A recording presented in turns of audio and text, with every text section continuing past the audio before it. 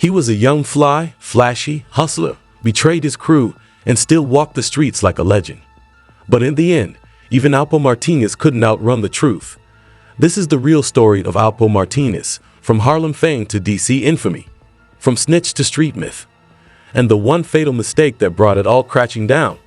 If your best friend flipped on you for freedom, would you forgive or finish him? Drop your answer in the comments. What turns a regular kid from East Harlem into one of the most feared and flashy drug dealers of his generation? Alberto Alpo Martinez wasn't born into power. He chased it with raw charisma and a thirst for respect. As the crack epidemic gripped New York in the early 80s, teenagers like Alpo saw an opportunity: fast cash, fame, and fear. At just 13, he began hustling on the block, learning the rules of the game the hard way. By 16, he wasn't just surviving, he was dominating. He mastered manipulation and mass violence behind a smile. Alpo figured out early: image is power, and perception can be lethal. When others saw chaos, he saw a throne waiting to be claimed. The streets remember this trio like a legend: Az Faison, Rich Porter, and Alpo Martinez.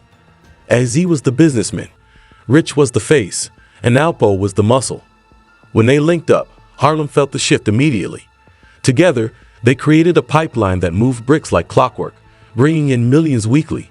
But money breeds jealousy, and power, when split three ways, doesn't always stay balanced. Even kings clash when their thrones overlap. Rich wanted control. Az wanted peace. Alpo wanted everything. Behind the scenes, cracks formed, quiet resentments, whispered betrayals, backdoor moves. What began as a dream team became a ticking time bomb. Alpo wasn't just a dealer, he was a superstar. Bright Ferraris, dapper Dan fits, gold chains that could blind you. While most hustlers stayed low, Alpo lived out loud.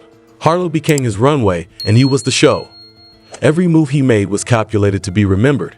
He gave cash to kids, flirted with danger, and embraced the spotlight like a rapper before the fame.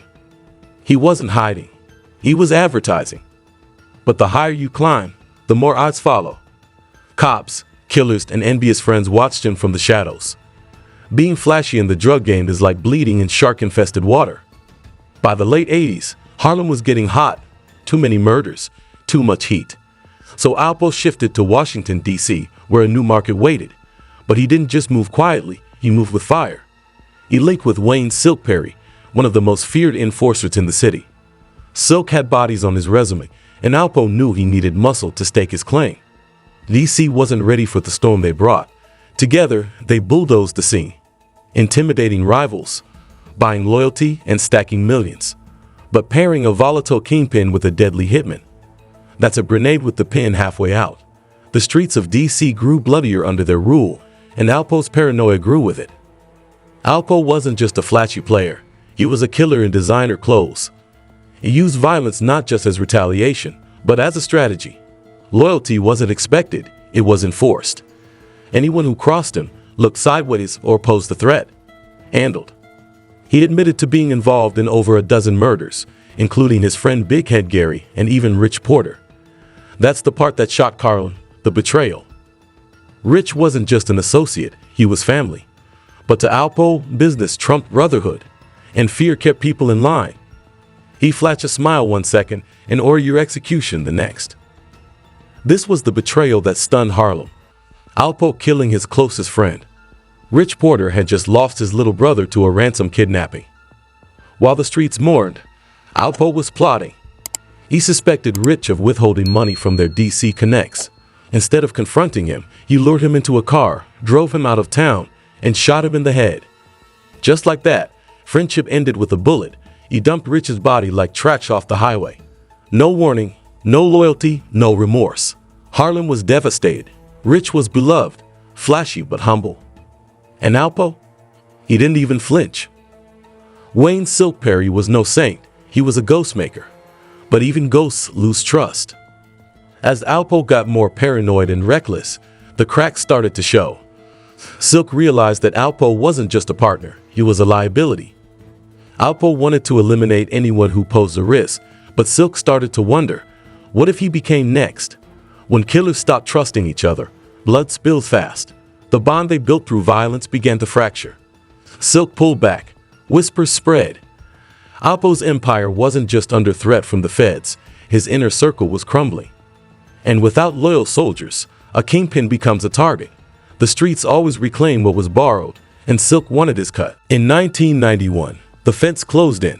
After years of surveillance, informants, and evidence stacking up, Alpo was finally caught in Washington, D.C. He faced over 14 murder charges, a mountain of drug felonies, and the sentence that could have kept him behind bars for life. But Alpo didn't take it like a boss. He took a deal. He flipped, fast, loud, without shame. He gave up names, told stories, testified in court, and the streets, they were stunned. A man who built his image on power and fear turned informant. For freedom, he sacrificed his code, his legacy, and the lives of his former allies.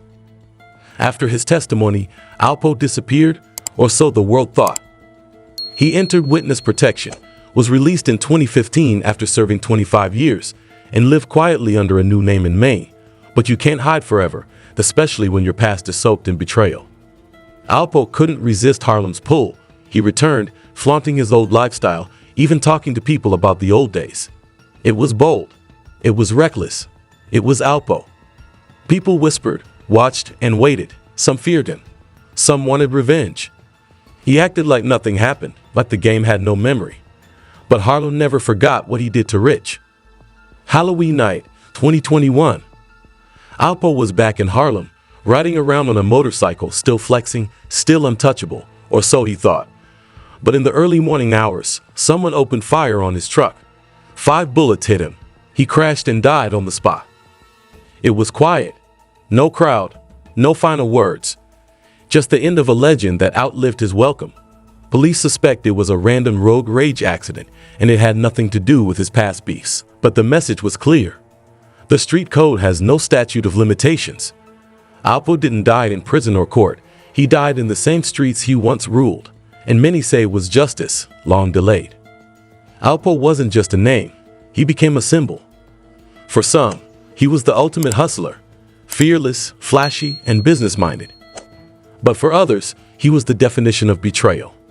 The guy who killed his best friend, smile on your face, and cooperate with the feds when it suited him. He was both a legend and a cautionary tale. Young hustlers looked up to his style, but older heads warned about his choices. He left behind a complex legacy, part folk hero, part pariah. Even rappers referenced him, some with admiration, others with disgust. Alpo's name rang bells, but not always with respect. The story of Alpo Martinez didn't just stay in the streets, it spilled into music. From Cameron playing him in Paid in Full, to shout-outs in countless rap lyrics, Alpo became cultural shorthand for betrayal, power, and danger. Some praised his rise, others condemned his fall. He became a symbol, but not a role model. Cameron's portrayal gave his story cinematic fame, but it also reminded audiences of the pain behind the power. Behind every bar about Alpo was a community that lived through the trauma. What sounds slick on wax was deadly in real life. The streets remember the bodies, not just the brands. What drives a man to kill his best friend and still smile in the mirror? Alpo wasn't just street smart, he was cold, calculated, and emotionally detached. He built trust, then broke it for survival. He viewed people as chess pieces, and he always played to win. Empathy rarely survived at the top of the game. Some say Alpo had narcissistic traits, an obsession with control, and a lack of guilt. He didn't fear consequences, he feared irrelevance. To him, being forgotten was worse than dying. In the end, his biggest addiction wasn't power. It was attention. Most hustlers fall because they trust the wrong person. Alpo flipped the formula. He became the one people trusted, and then used that trust as leverage. He weaponized relationships, played roles, told lies that felt like truths. He studied people like a hunter tracks prey. To him, loyalty was only useful if it served his purpose. When it didn't, he discarded it. He didn't just break the code, he rewrote it. But breaking the rules only works until the streets decide the game is over. And when they did, his rule ended with no second season. The night Alpo died, there were no warning shots. Just silence, a few bullets, and a crash. He didn't get the movie ending, the redemption arc, or the prison memoir. No public statement, no final interview, just pavement and headlights. The man who once terrorized Harlem died with no ceremony. Some celebrated, others shrugged, a few mourned, but everyone agreed he got what was coming. In the end, his story didn't inspire, it warned. The flash fades, but the fallout lasts forever. Quick question, what do you think mattered more to Alpo? Fear or fame? Drop your answer in the comments. And if you're still here, that means you're locked in. So hit that like button and subscribe if you want more real stories the streets remember and the world tries to forget. Time passes, new hustlers rise. Cities change. But the name Alpo still echoes in Harlem, not out of honor, but out of memory. To some, he's the ghost that walks, a reminder that the drug game isn't just about money or muscle, but consequence. Every choice in the streets leaves a footprint. His betrayal of Rich Porter is still spoken about in barbershops and on corners. Young men who weren't even born during Alpo's reign know the story and what it cost. Because when a man breaks the code, he doesn't just lose his life. He becomes a cautionary tale, and the streets never forget who broke the rules. Alpo Martinez was a paradox, the hustler who lived by the street code, then violated it, the man who smiled in public and slaughtered in private, the friend who embraced you and buried you if you crossed him. He built an empire, destroyed his crew, then cooperated with the very system he once defied. He lived like a king, died like a traitor. Some still try to justify his legacy, saying he did what he had to do. But what he had to do, others died for. And that contradiction, that's the weight of his legacy. Alpo wasn't just a person. He was a symbol of everything the game promises and everything it takes. In the end, Alpo learned what every street legend eventually does. The game has no loyalty. It doesn't care how much money you made, how many cars you drove, or how many bricks you moved. It only asks one question: how long can you survive? Alpo outran bullets, indictments, and betrayal for decades. But the game never forgets, and it never forgives. Every crown in the streets is borrowed, and when the debt comes due, there's no grace period. Alpo paid not in court, but in blood. That's the real end of the story. Alpo Martinez lived like a myth, but died like a man.